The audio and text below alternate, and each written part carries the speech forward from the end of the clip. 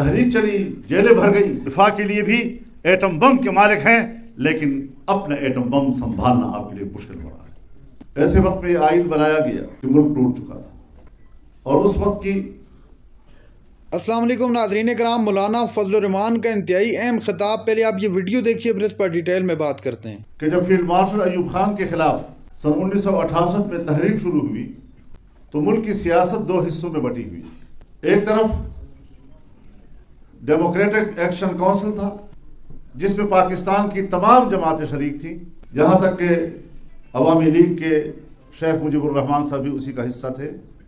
ایوب خان سے مذاکرات ہوئے اور دو باتوں پہ اتفاق ہو گیا۔ نمبر ایک کہ قوم کو بالغ رائے دہی کی بنیاد پر ووٹ کا حق دیا جائے، اور یہ کہ ملک کے اندر پارلیمانی طرز حکومت ہو۔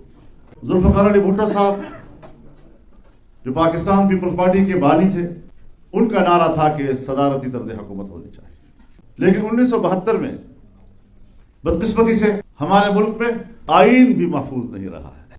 تو دھاندلی کے خلاف، یہ میرا آج کا نظریہ نہیں ہے، اور اس وقت دھاندلی کے خلاف مفتی صاحب نے تحریک چلائی تو ہماری گٹی میں ہے کہ ہم دھاندلی کا الیکشن تسلیم نہیں کیا کرتے۔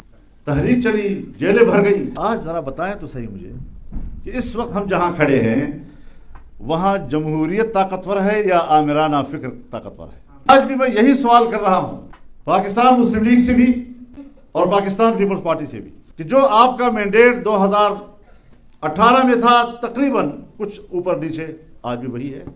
آپ کی اسی مینڈیٹ کے ساتھ اس وقت کا الیکشن کیوں دھاندلی تھا اور آج کا الیکشن کیوں دھاندلی نہیں ہے؟ اور یہی سوال میں تحریک انصاف سے بھی کرتا ہوں کہ آپ کا بھی تقریباً وہی مینڈیٹ ہے، کچھ اوپر نیچے، اس وقت دھاندلی کیوں نہیں تھی اور آج دھاندلی کیوں ہے؟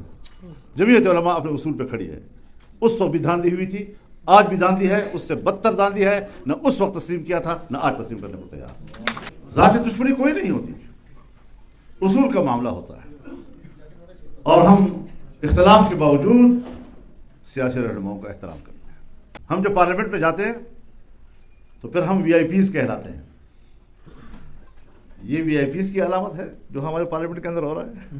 اگر آپ کی یہ خواہش ہے کہ میں پارلیمنٹ کا ممبر ہونے کے بعد جہاں جاؤں مجھے عزت کی نظر سے دیکھا جائے، تو جس وقت آپ سب اکٹھے ہوں وہاں اختلاف بھی ہوتا ہے، کبھی شور شرابہ بھی ہو جاتا ہے، مسئلے پر شدت بھی آ جاتی ہے، لیکن بہت عارضی اور حدود کے اندر حدود۔ یہ ضرور ہمیں سوچنا ہے کہ آج جمہوریت کیوں کمزور ہو گئی ہے۔ ہم نے تو پی ٹی آئی کے ساتھ بڑی سخت جنگ لڑی ہے، انتہائی تلخیاں، اس کے باوجود جب وہ تشریف لائے ہم نے کہا ویلکم، کہ یہ ملک جمہوری ہے۔ جمہوریت اس کی دوسری اساس ہے، یعنی یہاں پر آمریت کی کوئی گنجائش نہیں، مارشل لا کی کوئی گنجائش نہیں ہے۔ اگر چھیڑی جاتی ہے اور یہ منہدم ہوتی ہے، آئین منہدم ہو جاتا ہے۔ جب پہلے آئین نہیں تھا تو بنگال چلا گیا، جب اب آئین نہیں ہوگا تو پتہ نہیں کون کون سا علاقہ جائے گا۔ کہ فیصلے عوام نے کرنے ہیں، یعنی انتخاب عوام نے کرنا ہے یا ہماری اسٹیبلشمنٹ نے کرنا ہے؟ قانون سازی عوام نے کرنی ہے یا پیچھے سے ڈکٹیٹ ہونی ہے؟ میں شدت والی سیاست کا قائل نہیں ہوں۔ لوگوں نے بندوق اٹھا لی ہے شریعت کے لیے، ہم نے کہا نہیں، ہمارا ملک اسلامی ملک ہے، اس کے عقیدے کا تعین میرا آئین کرتا ہے، اس پر عمل نہیں ہو رہا تو عمل کرنے کے لیے جدوجہد ہوتی ہے۔ ملک ہمارا ہے، ہم اپنی خود مختاری کے دعوے دار ہیں۔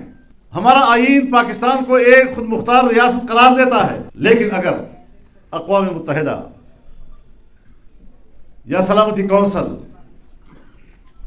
یا جنیوا کا انسانی حقوق کنونشن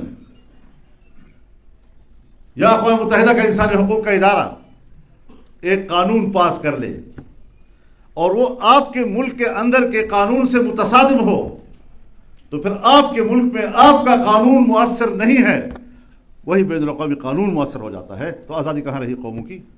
کہ ہماری سیاست ان کے کنٹرول میں چلی گئی ہے، معیشت ان کے کنٹرول میں ہے، معیشت ورلڈ بینک کے ہاتھ میں چلی گئی، آئی ایم ایف کے ہاتھ میں چلی گئی، ایف ٹی ایف کے ہاتھ میں چلی گئی، بین الاقوامی ادارے آپ کو کنٹرول کر رہے ہیں۔ آپ کا بجٹ پاکستان میں بیٹھ کر وہ بناتے ہیں اور آپ اسمبلی میں پڑھ رہے ہوتے ہیں۔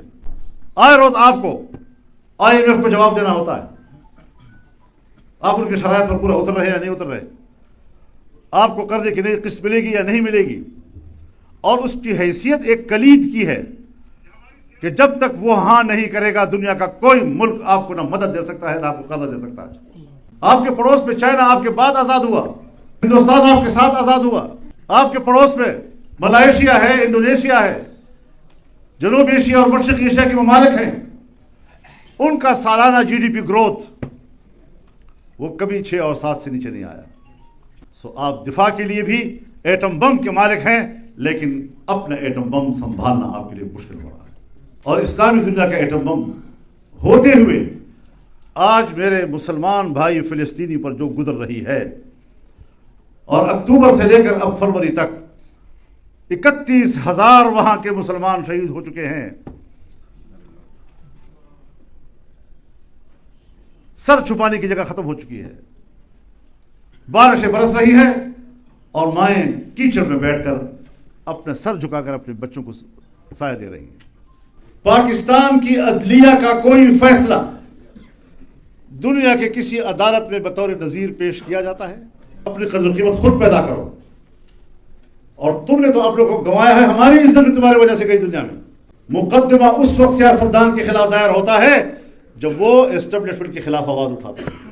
جب کسی کو اقتدار میں لانا ہو تو 100 مقدمات 1 ہفتے میں ختم. طاقتور قوت ہے, ذرا سوچیں اس بات پر. میں تو کہتا ہوں ہمارے دل میں فوج کی قدر ہونی چاہیے, یہ ہماری دفاعی قوت ہے.